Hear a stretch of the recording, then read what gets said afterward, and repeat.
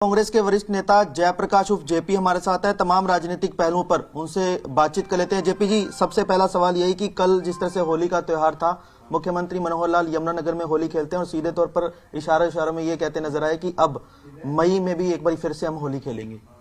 मसलन 2024 में मई में भी हम दोबारा से कलर उड़ाएंगे। सीधे सीधे वो ये कह रहे हैं कि सत्ता में वापसी हमारी तय है। देखिए, इन लोगों को भ्रमित करने की ठेकेदारी मिली हुई है। ये तो 2019 में ये कहते थे 75 पार, मिले 40 बड़ी मुश्किल से। तो इनकी तो एक आदत है। ये भी कहते थे हम 2 लाख बच्चों को रोजगार देंगे, दे पाए क्या? ये तो ये भी कहते थे कि हम बुढ़ापा पेंशन 5100 रुपये पहली कलम से कर देंगे। ये पता नहीं क्या क्या कहते थे। इनके बारे में मैं नहीं जाऊंगा, क्योंकि अब लोगों का विश्वास इस सरकार से, इस पार्टी से, गठबंधन से उठ चुका है, क्योंकि सरकार अकंठ भ्रष्टाचार में डूबी हुई है। अच्छा, जिस तरह से आपकी बात कर ली जाए, हिसार जिले के प्रभारी हैं, आज आदमपुर में आप प्रोटेस्ट करने जा रहे हैं। किन मुद्दों को लेकर प्रोटेस्ट करने जा रहे हैं? ये हिंडन की रिपोर्ट जो आई थी, उसमें जो बातें कही गई कि तकरीबन अडानी ग्रुप ने 12 लाख करोड़ रुपए का जो मामला बिगड़ा है, यानी कि आज अडानी ग्रुप तकरीबन 15 लाख करोड़ रुपए के नुकसान में है। ये नुकसान अडानी जी का थोड़ा ही है, ये नुकसान तो लोगों का है। चाहे RBI, state bank of India हो, चाहे LIC हो, और चाहे न्यू पेंशन स्कीम का जो पैसा कर्मचारियों को था उनका है। तो इसको लेकर के हम धरने पर बैठेंगे, क्योंकि यदि एक किसान को, मजदूर को 10 रुपए भी सरकार का किसी बैंक का देना हो, उनके खिलाफ तो वारंट हो जाते हैं, उनकी गिरफ्तारी हो जाते हैं, जेल में डाल दिया जाता है। और ये 15 लाख करोड़ रुपया 2 महीने से सारे देश की जनता चिल्ला रही है कि भाई भारत सरकार इनको गिरफ्तार करे। अडानी को आज तक भी गिरफ्तार नहीं किया, बल्कि उसको बचाने के लिए विदेशों में जो धन संग्रह करते हैं, फिर वो इकट्ठा इन्वेस्ट करते हैं, उनको और इसके साथ लगाने का काम किया। यानी कि जो हमारी पार्टी के शीर्ष नेता राहुल जी तो बार बार ही कहते थे कि हम दो हमारे। तो यही बात है, 2 लोगों को बचा रहे, तो इसके खिलाफ हम धरना देंगे। अच्छा, जिस तरह से सरपंचों की बात कर ली जाए, ई टेंडरिंग को लेकर मुद्दा लगातार गरमाया हुआ है, लगता है अब कुछ समाधान निकलेगा। हालांकि कोर्ट का भी हस्तक्षेप हुआ, पंचकुला में उनका धरना लगातार जारी है। देखिए, ये गलत है। ई टेंडरिंग 2 लाख की क्यों? ई टेंडरिंग B&R में क्यों नहीं? ई टेंडरिंग इरिगेशन में क्यों नहीं? ई टेंडरिंग पब्लिक हेल्थ में क्यों नहीं? वहां भी एक कैप लगाओ फिर, कि सरपंच के ऊपर कैप किस बात की? क्यों? जब जो पंचायती राज एक्ट स्वर्गीय राजीव जी ने इस देश के सामने लाया था, संपूर्ण पंचायती राज तब लागू होगा जब गांव की सरकार अपना पैसा खर्च करने में स्वतंत्र हो। अगर वो स्वतंत्र नहीं है तो फिर इनके सहारे रहेगी, इनके मुंह की तरफ देखेगी, तो इसमें बहुत बड़ी बेईमानी है और सरकार की बहुत ठगी है।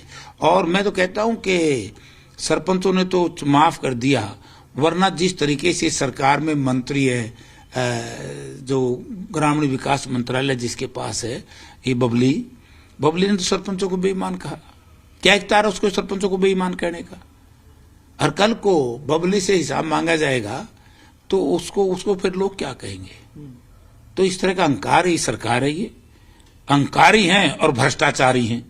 तो अहंकार और भ्रष्टाचार लोग कैसे सहन करेंगे? इसके गठबंधन सरकार की वो हालत होगी जैसे हवा में तूड़ी उड़ती है ना, समझे ना? तूड़ी, पहले तूड़ी बरसाते थे और तेज आवाज आती थी तो उसको पकड़ने उड़ जाते थे, तो तूड़ी की तरह उड़ेंगे, बचेंगे नहीं। अच्छा, जिस तरह से एक पलवल का मामला भी आप बता रहे थे, क्या ये मामला है? कौन कौन इसके पीछे लगते हैं? क्या कहना चाहिए? मैं थोड़ा बता रहा था, तो पुलिस ने बताई, भाई सरकार ने बताई है। मैंने तो अखबार में पढ़ी है कि 200 करोड़ रुपए का एक्साइज एंड टैक्सेशन डिपार्टमेंट में घोटाला हुआ है। उसमें एक IRS अधिकारी हैं सेंट्रल गवर्नमेंट के, गर्ग, नरवाना से संबंध रखते हैं। मेरा प्रश्न सरकार से एक है, मनोहर लाल जी कहते हैं 0 टॉलरेंस करप्शन, भ्रष्टाचार, ये कहते हैं ना। अब इनकी 0 टॉलरेंस कहां जाएगी? जब उनके अधिकारी ने ही इस बात को स्वीकार कर लिया कि भाई मैं मेरे आकाओं के कहने पर ये गड़बड़ करता था, तो वो जो डिस्क्लोजर है वो जनता के सामने लागू करनी चाहिए। आप देखिए, गर्ग ही नहीं का IRS था, कौन? एक्साइज एंड टैक्सेशन डिपार्टमेंट का मिनिस्टर कौन है? मैं तुमने पूछूं, आपको पता ही है कौन है? कौन? हरियाणा के डिप्टी CM है। डिप्टी CM है ना? इसका तो नाम एक और आ गया नया 8%, मिनिस्टर 8% के। और इसके बाद वो जो गिरफ्तारी हुई है वो एडिशनल, जहां तक मेरी बुद्धि काम करती है, एडिशनल कमिश्नर है एक्साइज एंड टैक्सेशन में, धीरज गर्ग।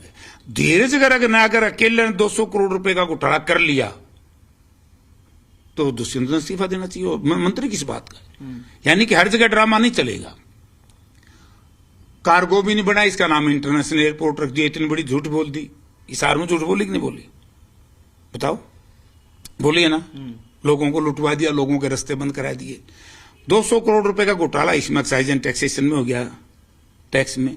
शराब कांड अभी तो एससीटी पेंडिंग पड़ी है, रजिस्ट्री घोटाला भी पेंडिंग पड़ा, धान घोटाला भी पेंडिंग पड़ा। उसके बाद मुख्यमंत्री जी कह रहे मेरी सरकार जीरो टॉलरेंस करप्शन, तो कौन इन पे विश्वास करेगा? लूट खाया हरियाणा। ये तो एक किस्म का, मैं कहता हूं, जब इनकी सारी बातें आम आदमी को बताते हैं ना दिल्ली में जाके कि भाई एक ही आदमी है, उसके महकमे में फूड सप्लाई उस पर धान घोटाला, यानी कि एक ऑटो के ऊपर 80-80 बोरी लेके रखे हैं। तो इस तरह के घोटाले हो रहे, कौन इनको वोट देगा? और मेरा कहने का मतलब यह है, मुख्यमंत्री जी, या तो आप ये कहना बंद करो करप्शन 0%, या फिर ये स्वीकार करो कि मेरी सरकार भ्रष्टाचार में लीन है और मेरे बस की बात नहीं है। जेपी जी, आखिरी सवाल, संगठन को लेकर किस तरह की तैयारियां चल रही हैं? क्योंकि कुमारी शैलजा की अगर स्टेटमेंट्स की तरफ गौर कर लिया जाए तो वो कह रहे हैं कि अभी तक संगठन ना बन पाना एक तरह से नाकामी है। देखो, ये हमारे शीर्ष नेता क्या कहते हैं, मैं इस चक्कर में नहीं जाता, लेकिन मैं ये कह सकता हूं कि कांग्रेस पार्टी का संगठन आज भी बहुत मजबूत है। संगठन में क्या दिक्कत है?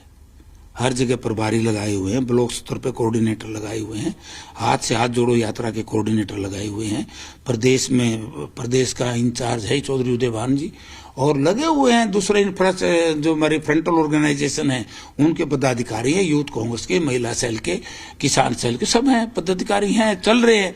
अगर कहीं है तो वो पूरा हो जाएगा, इसमें कुछ नहीं है। पार्टी काम कर रही है, लेकिन ये बताऊं, संगठन बन जाएगा। और मैंने उदय भान जी का बयान कल पढ़ा है, उन्होंने कह दिया कि मैंने अपनी लिस्ट भेज दी हाईकमांड पे, तो मैं जो हरियाणा के शीर्ष नेता हैं इन्होंने चाहिए कि उस लिस्ट को आउट कराएं। चलिए, शुक्रिया। तो ये थे पूर्व केंद्रीय मंत्री जयप्रकाश उर्फ जेपी, जिन्होंने सीधे तौर पर प्रदेश सरकार पर भ्रष्टाचार मुद्दे को लेकर जो है हमला बोला है, साथ ही साथ संगठन को लेकर यही कहा है कि जल्द ही संगठन की सूची भी जो है वो जारी हो जाएगी। कैंपस से राजेंद्र कुमार के साथ रोहित कुमार, जी मीडिया, हिसार।